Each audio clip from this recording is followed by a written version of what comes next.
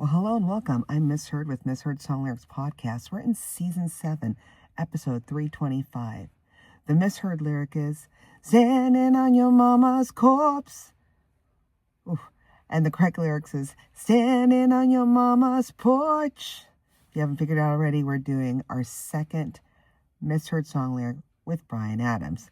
Now, the last time I did a Bryan Adams misheard song lyric aired back on May 31st, 2023, Season 4, Episode 196. And it was to the song Heaven. And the misheard lyric there was, Babe, you're wrong and I won. But the correct lyric says, Baby, you're all that I want. So now we're doing another one. And this is a good one. So we're talking about Summer of 69.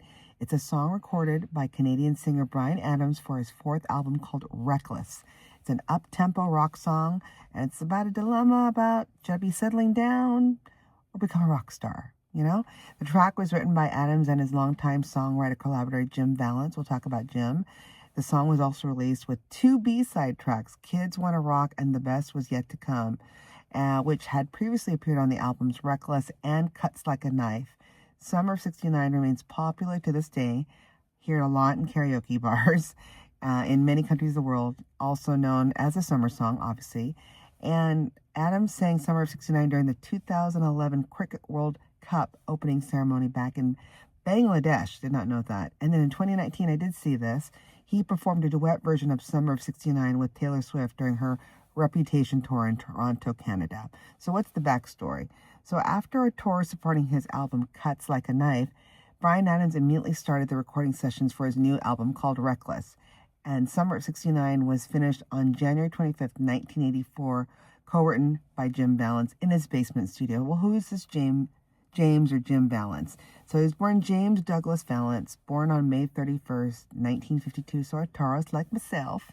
He is a Canadian songwriter, arranger, and producer, and best known for songwriting partner with Bryan Adams.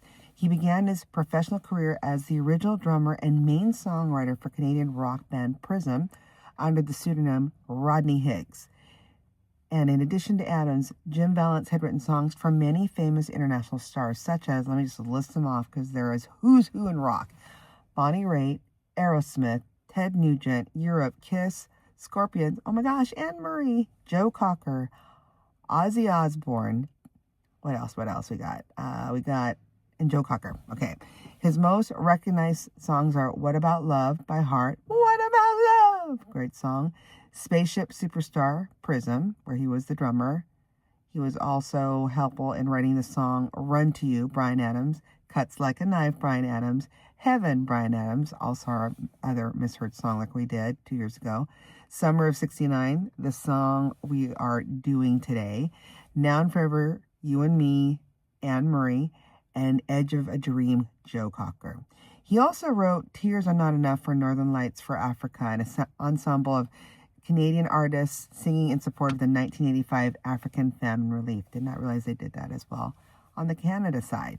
He also won the Canadian Music Industry Juno Award for Composer of the Year 4 times, a record later shared by The Weeknd. Vallance is a member of the Order of Canada, so pretty talented dude. Let's go back to the song. So the song went through a number of changes because neither Adams nor Jim Vallance was convinced it was a strong enough song to be featured in the album. Did you know that in their first draft, the lyric Summer of 69 appeared only once? At the time, the two were planning to title it Best Days of My Life, which makes sense. That's the lyric in the song. But instead, while the phrase Best Days of My Life appeared 7 times in the draft, on the final draft, it had been replaced by Summer of 69 and appeared only 2 times throughout the song. The two had been inspired after listening to Strawberry Fields Forever by the Beatles, which was a remembrance, homage to John Lennon's childhood. They wanted to replicate that same feeling about childhood and living out a dream of becoming musicians. And when writing the lyric, Jimmy quit, Jody got married, Vallance suggested using Woody quit and Gordy got married, referring to members of his Vanderhoof high school band, the Tremolones, also later known as Foremost, with the number 4. But Adams liked his version better. He kept the Jimmy quit, Jody got married. And he mentioned this in an interview that Jimmy was one of his early drummers. So, of course, write what you know. Jody is a reference to Adams' sound manager, Jody Perpick, who got married during the album's recording session. And Jody is one of those names too. Like, is it a man? Is it a woman? I don't know. Just like Terry, it's very, very like, I don't know. Could be man or woman. I digress. On the song's first demo, it started with a 12-string riff, just like the breakdown section in the middle of the song. But then it was replaced with a chunky, what they call 6-string intro on the second demo. The song was recorded 3 to 4 times in different ways, with both Adams and Jim Vallance still not convinced that it was finished. So they say Summer of '69 is written in the key of D major, so for you music geeks out there, with the bridge in F major. When Bryan Adams appeared on the early show in 2008, he was asked about Summer of '69 and his lyrical meaning. Adams said that the song was not about the summer of '69. Rather, he said it was about having sex in the summertime, with 69, and there you go, being a reference to the famous sexual position. And makes sense because when you think of it, Bryan Adams was only 10 in 1969, so he couldn't have written about the summer of '69 because he was 10, so it was really a reference to the sexual position and sex. Vallance, however, said that the song's title makes reference to a year, so there's a little bit of, this is what I think it's about. He also mentioned Jackson Browne's Running on Empty, which contains references to 1965 and 1969 as having influenced his writing of the song, and recalls Adams citing the film Summer of '42 as having influenced his work. However, Jim Vallance stated on the Song Facts message board that, quote-unquote, when we recorded the demo in my basement toward the end of the song, Bryan sang a little naughty bit. Me and my baby in a '69. We had a laugh about it at the time, and Bryan decided to keep it when he did the final recording a month or two later, which if you listen to it, it's of course on YouTube, he does sing that. And when I heard that, I assumed they were in a '69, not position, but in a year of some car that they were at. So that's what a 12-year-old thinks when they don't know what they're talking about.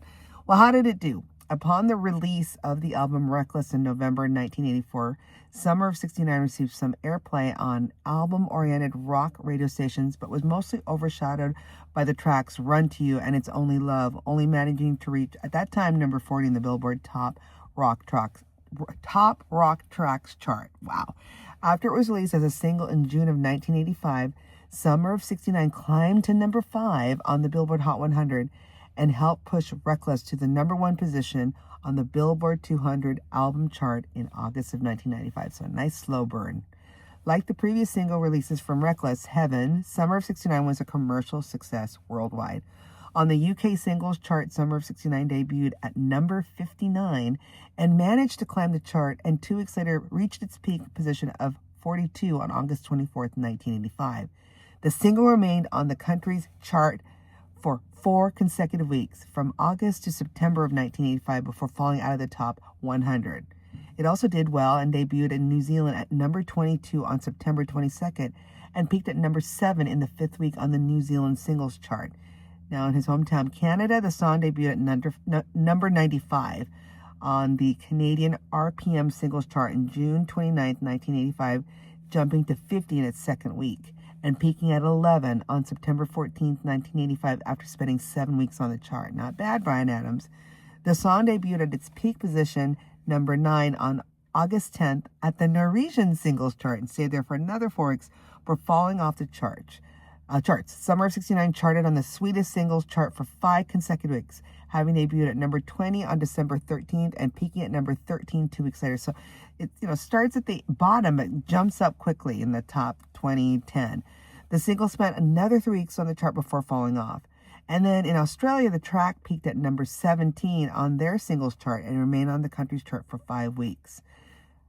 So it goes on, does well in other places. And then in 1985, the song won the BMI, or Broadcast Music Inc. Citation of Achievement for U.S. radio airplay the following year in 1986. And for Canadian, world, they have what's called a ProCan Award. It's the Performing Rights Organization of Canada.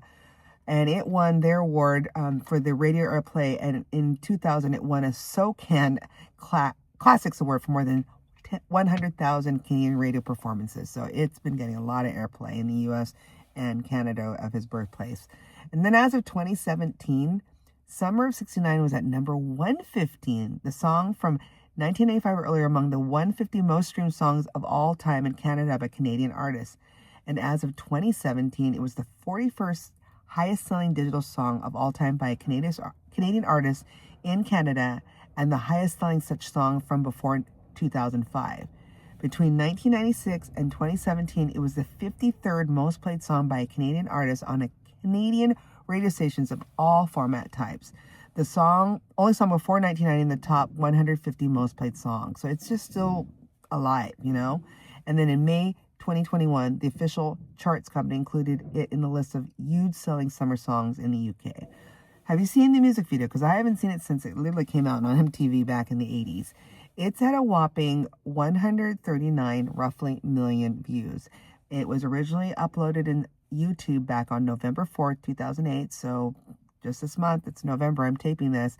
It's about, 17 years ago. And it has flashback scenes filmed in black and white.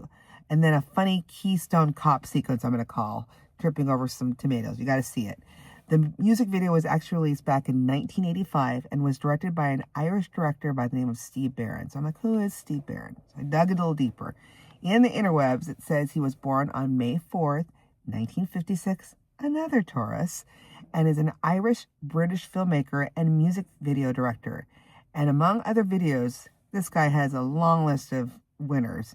He directed Billie Jean, you might have heard of it, with Michael Jackson, Burnin' Up by Madonna, of course, Summer of '69, and Run to You by Bryan Adams, the famous Money for Nothing video by Dire Straits, Electric Avenue and I Don't Want to Dance by Eddie Grant, Going Underground by The Jam, Don't You Want Me by the Human League, love that, Baby Jane by Rod Stewart, Pale Shelter by Tears for Fears, Africa by Toto, and the very famous Take On Me video by Aha. And of course, the videos for Take On Me, Africa, and Billie Jean have each garnered over 1 billion views on YouTube. And the Steve Barron also directed several films, including Teenage Mutant Ninja Turtles in 1990, Coneheads in 1993, and The Adventures of Pinocchio in 1996. So, very talented filmmaker and music video maker. In 1985, this music video was nominated for an MTV Music Award in the category of Best Male Video.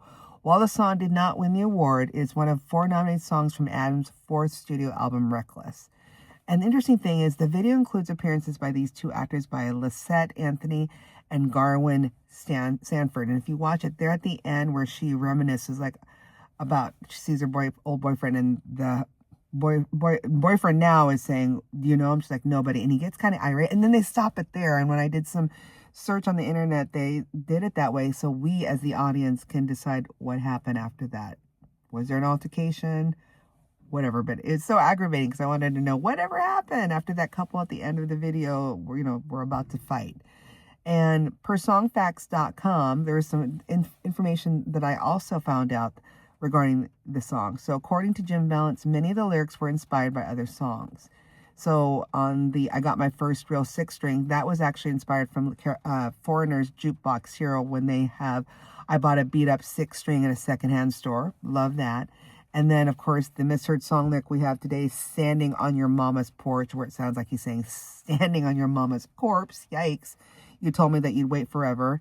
Jim Vallance said that's from Bruce Springsteen's Thunder Road, and they're inspired by the line, the scream door slams, Mary's dress waves, like a vision she dances across the porch as the radio plays.